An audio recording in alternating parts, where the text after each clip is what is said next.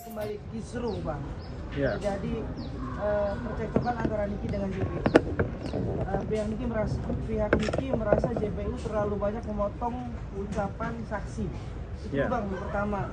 Itu dibenarkan kasih bang terhadap hak di JPU. Jadi setiap persidangan yang terkait dengan tanya menanya saksi, jawab menjawab saksi, baik JPU maupun pengacara maupun majelis hakim, itu selalu seringkali ada intervensi atau pemotongan suatu cerita gitu supaya cerita kesaksian ini terarah gitu. Jadi kalau saksinya ngantur atau tidak relevan dipotong begitu. Jadi begitu. Jadi bisa dilakukan oleh jaksa, bisa juga dilakukan oleh pengacara. Kalau ada saksi berbicara supaya tepat sasaran kesaksiannya, kemudian tidak ada yang lanturnya, makanya dipotong. Seringkali begitu, itu wajar. Nah, potong-memotong pembicaraan ini biasa terjadi. Itulah yang disebut dalam perdebatan dalam sidang atau proses mencari titik terang keterangan saksi gitu. Nah, kalau ada jaksa memotong-motong pembicaraan, tentunya itu untuk kepentingan pembuktian. Demikian juga kalau ada pengacara itu memotong-motong pembicaraan saksi, itu untuk kepentingan pembuktian juga. Nah, juru tengahnya adalah majelis hakim. Apakah potong-memotong pembicaraan ini relevan apa tidak?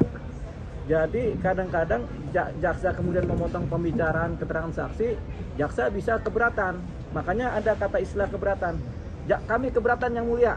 Baik jaksa, pengacara juga gitu. Kami keberatan yang mulia. Itulah kata-kata itulah tujuannya karena ada potong-memotong tadi. Tapi dalam hukum prosedur hukum acara pidana dan dalam proses persidangan itu dibolehkan. Jadi ya ketika jaksa memotong pembicaraan boleh, ketika pengacara kemudian keberatan juga boleh, begitu. Jadi semuanya boleh sebenarnya, begitu. Bang, kita meluruskan dulu bahwa arti JPU, jaksa penuntut umum, Ya. karena pihak Niki menganggap tidak netral. Kita artikan dulu bang, JPU itu bang. Ini bukan sidang perdata, ya. Sidang perdata pun seringkali ribut. Nah, kalau sidang pidana itu JPU itu ya pasti tidak netral. Kalau JPU netral, yang netral itu harusnya hakim, bukan JPU. Karena begini, JPU itu jaksa penuntut umum, ya. Jaksa tugasnya menuntut, pengacara tugasnya membela, hakim tugasnya memutuskan perkara. Yang netral itu adalah majelis hakim.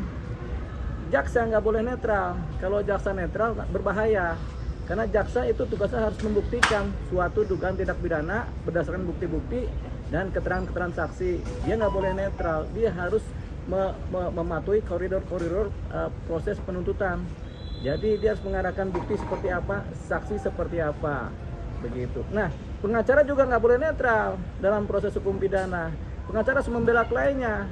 Nggak boleh kalau pengacara juga netral, nggak dia bela tuh kliennya kan. Jadi pengacara juga harus berpihak kepada kepentingan hukum kliennya.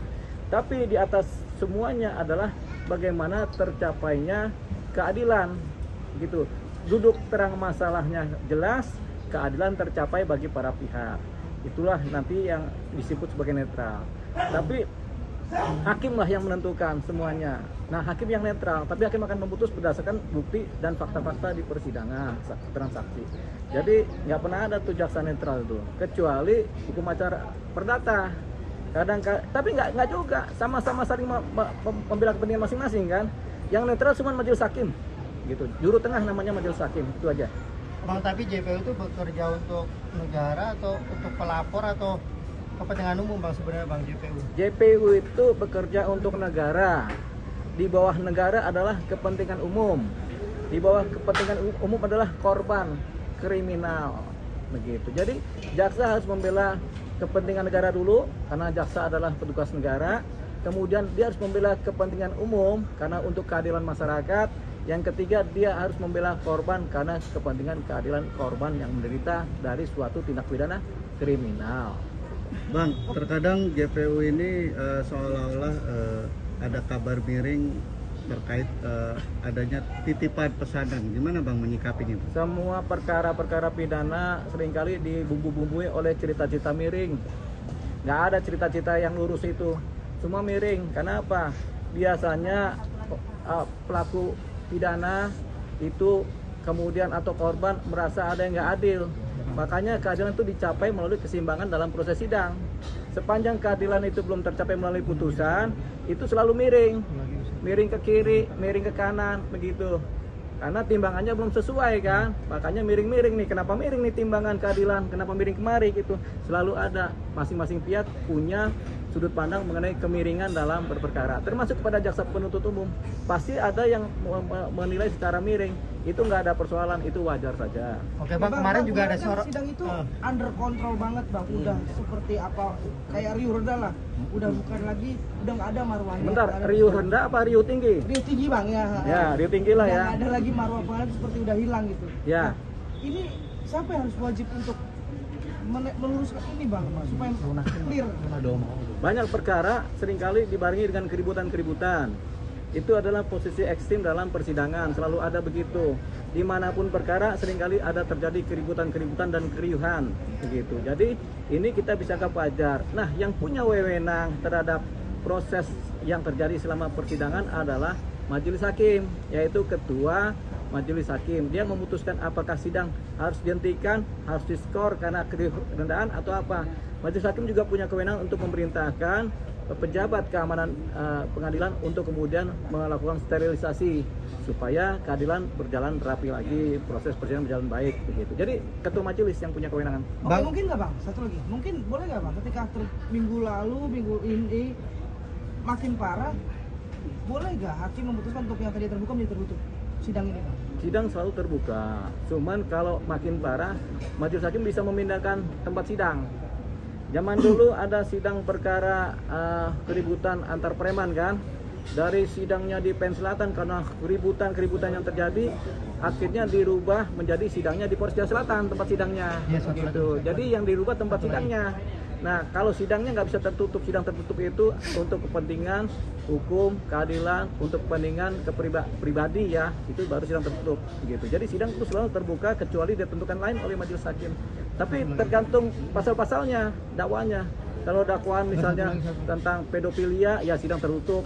Dakwaan tentang kesusilaan sidang tertutup kebanyakan kan. Tapi kalau si pemerasan atau pembunuhan atau itu terbuka. Oke Bang, satu lagi Bang. Ya. Ini kan kemarin menjadi sorotan adalah perilaku JPU ketika selesai sidang tuh masih ruang sidang dia merekam Nikita terus. Itu jadi sorotan. Nikita juga sempat agak marah juga. Itu sebenarnya boleh nggak sih Bang? Boleh. Oh boleh. Boleh. Merekam. Jadi gini, sepanjang majelis hakim tidak menentukan lain, ketika ada jaksa merekam atau ada pengacara merekam, itu tidak ada persoalan. Karena apa? Pengacara pun merekamnya kadang-kadang handphone digeletakkan tapi direkam. Itu boleh. Panitera pun merekam juga boleh. Jaksa juga merekam boleh. Kan sekarang rekaman nggak cuma suara, ada rekaman visual. Itu boleh. Sepanjang tidak ditentukan lain oleh ketua majelis hakim. Artinya wajar Bang, pantas. Boleh Bang, Boleh, secara etik. boleh memang karena tujuannya untuk pembuktian gitu.